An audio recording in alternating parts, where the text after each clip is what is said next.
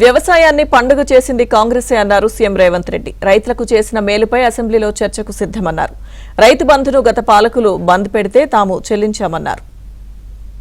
భరోసా ఆయన రైతు బంధు అన్నాడు. ఆ రైతు రాబంధు మీకు బకాయి పెడితే ప్రభుత్వం వచ్చిన ఎంబడే 7,000 కోట్ల రూపాయల పాత బకాయిలు రైతు రాబంధు మీ నెత్తి మీద పెట్టిపోతే నేను వచ్చి కట్టిన.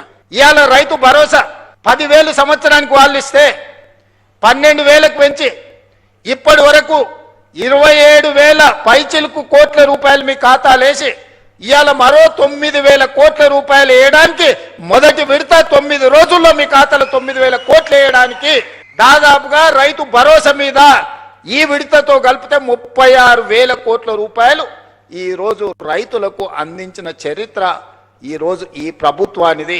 ఈ కాశీ మజిలీ కథలు ఎన్ని రోజులు చెప్తారు మీరు? ఎన్నిసార్లు మోసం చేస్తారు?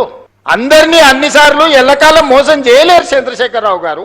అందుకే ప్రజలు ఆలోచన చేసిర్రు, 10 ఏళ్ళ అవకాశం ఇచ్చిర్రు, చెప్పిందల్లా నమ్మిర్రు. హరికథ చెప్పు, బుర్రకథ చెప్పు, ఏ కథ చెప్తే ఆ కథ నమ్మిరు. ఏదో చేస్తాడో చూద్దాం పెద్ద మనిషి అని. చివరికి అన్ని కథలు విన్న తర్వాత గొలుసులు తెచ్చి బంధించి బకాసూరుని తీసుకుపోయి ఫామ్ హౌస్ లా గట్టేసిరు బయటకు వెళ్ళకుండా. 5 ఏళ్ల కోసం ప్రజలు ఎన్నుకుంటే నువ్వు రాజీనామా చేయి, నువ్వు దిగిపో. నీ అయ్యా జాగీరా దిగిపోనికే. మీ తాతల గడి అనుకుంటున్నావా? గడి ముందల లేకపోతే మేమేమన్నా బానిసలం అనుకుంటున్నావా? ఏమనుకుంటున్నావు? బిడ్డ దుక్కి దున్నే చేతులు ఇవన్నీ ఉన్నాయి. నువ్వు అనుకుంటున్నావేమో మళ్ళా రావాలే, వస్తాడు, తిరుగుతాడు అని. వస్తే ఏమిస్తాడు? ఏమి చేయడు. మీరు ఆలోచన చేయండి సోదరులారా. రైతు రుణమాఫీ చేయడు, రైతు భరోసా ఇవ్వడు, నిరుద్యోగ సమస్య తీర్చడు, పండించిన పంట కొనడు. ఊరేసుకుంటే ఊరేసుకున్నట్టే అని చెప్పినోడు ఇవాళ 2,88,00,000 మెట్రిక్ టన్నుల ఉత్పత్తిని చేయటమే కాకుండా అన్ని ఓట్లు ఉత్తమ్ కుమార్ రెడ్డి గారు కొని చూపించిండు. ప్రతి పేదోడి ఖాతాలో 15 లక్షల రూపాయలు వేస్తానన్నాడు నరేంద్ర మోడీ గారు. ఎవరి ఖాతాలు వేసిండో లెక్కలు చూపారు. మీరు ఒక్కరి ఖాతాలో మోడీ 15 లక్షలు వేసిండా? రైతుల ఆదాయం 2 చేస్తా అన్నాడు. వచ్చిందా? సంవత్సరానికి 2 కోట్ల ఉద్యోగాలు అన్నాడు. 12 ఏళ్ళు అయింది, 24 కోట్ల ఉద్యోగాలు రావాలి. వచ్చినాయా? ఇద్దరికి ఇచ్చిండా, బండి సంజయ్కి, కిషన్ రెడ్డికి. ఇంకెవరికన్నా నౌకరు ఇచ్చిండా తెలంగాణలో? చిల్లి గవర్నర్ ఇచ్చిండా? గల్లీలో మోడీ తీసే ఎన్నికలు ఉంటే వార్డు మెంబర్ ఉంటే మోడీ వస్తాడు అంటారు, కౌన్సిలర్ ఉంటే మోడీనట, సర్పంచ్ ఉంటే మోడీనట. మోడీ వచ్చి మోడీ తీస్తాడే? పెళ్లి పెద్దను చూపించి పిల్లని ఇస్తే పిల్లగాడు సంసారం చేయకపోతే ఎవరిని అడుగుతామే? పెళ్లి పెద్దను చూసి పిల్లని ఇస్తామా? మనందరం వ్యవసాయం చేసిన గ్రామాల నుంచి వచ్చిన వాళ్ళమే కదా.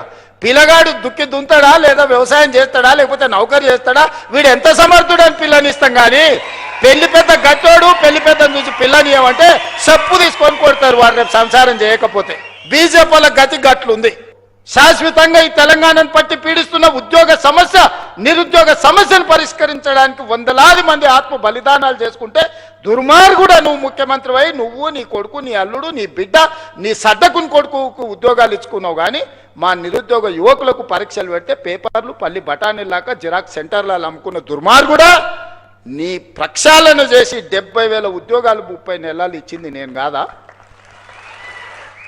ఆడ ఈడ కాదు. గ్రూప్ 1 ఈడి నుంచే 562 మందికి ఈ నుంచే ఉద్యోగ నియామక పత్రాలు ఇచ్చిన. పుల్లలు పెట్టి కేసులు పెడితే సుప్రీంకోర్టు వరకు పోయి కొట్లాడి 562 మంది పేదోళ్ళ బిడ్డల్ని కాపాడి ఇవాళ గ్రూప్ 1 అధికారులను చేసిన. గ్రూప్ 2లో 1,100 మందిని చేసిన. గ్రూప్ 3, గ్రూప్ 4 టీచర్స్, డాక్టర్స్, అన్ని డిపార్ట్మెంట్లలో ఆర్ఎన్బి, యుఎన్సి, ప్రతి డిపార్ట్మెంట్లో అగ్రికల్చర్ నుంచి ఇరిగేషన్ వరకు, ఎడ్యుకేషన్ నుంచి ప్రతి డిపార్ట్మెంట్లో 70,000 ఉద్యోగ ఖాళీలను భర్తీ చేసి వాళ్ళందరూ కూడా మొదటి తారీఖు నాడే జీతాలు ఇస్తున్నాం కదా. తప్పుడు ప్రచారం, నోరు తెరిస్తే అబద్ధం. దేవుడు ఆ కుటుంబాన్ని మొత్తానికి శాపం పెట్టాడు. బిడ్డ ఒక్క నిజం చెప్పినా తలకాయ 1000 ముక్కలేసి వస్తారు మీరు, మీ జీవితాంతం అబద్ధాలే చెప్పుకుంటా బతుకుర్రని. ఆ శాపం ఉన్నట్టుందా? అసలు చూడు, ఒకని మించినోడు ఒకడా. నీ అమ్మ ఒకనికి 100 అయితే వానికి 110 మార్కులు వేయాల్సి వస్తుంది అబద్ధాలకు. అతనికంటే గనుడు ఆచంట మళ్ళా అన్నాడు. అమ్మ ఆయనే అట్లా అనుకుంటే అంతకంటే రాటు తేలిర్రా ఈ అమ్మాయి పిల్లకు కుర్రనాయాలు ఇద్దరు. నోరు తెరితే అబద్ధాలు. బామర్దులు అసలు ఇక పోటీ పడే అబద్ధాలు చెప్పుకుంటూ తిరుగుతారు. ఇది పరిస్థితి. అందుకే ఇవాళ వాళ్ళు ఊరూరు తిరగని, గల్లి గల్లి తిరగని, వాళ్ళ బుద్ధి మారినంత వరకు దేవుడు వాళ్ళని క్షమించడు. బుద్ధి చక్కగా ఉంటే అన్నీ చక్కగా ఉంటాయి. ఇవ్వకపోతే ధర్నాలు ఉండేవి. ఇప్పుడు ఇస్తే ధర్నాలు చేస్తుర్రు. ఇది ఎక్కడదో. గతంలో మెట్రో కట్టమని మనం అనేది, ఇప్పుడు మెట్రో కట్టొద్దని వాళ్ళు అంటారు. గతంలో మూసిని ప్రక్షాళన చేయమని మనం అనేది, ఇప్పుడు మూసి చేయడానికే వీల్లేదంటారు. గతంలో రీజనల్ రింగ్ రోడ్ కట్టండి అని వేయండి అని మనం అనేది, ఇప్పుడు వద్దంటారు.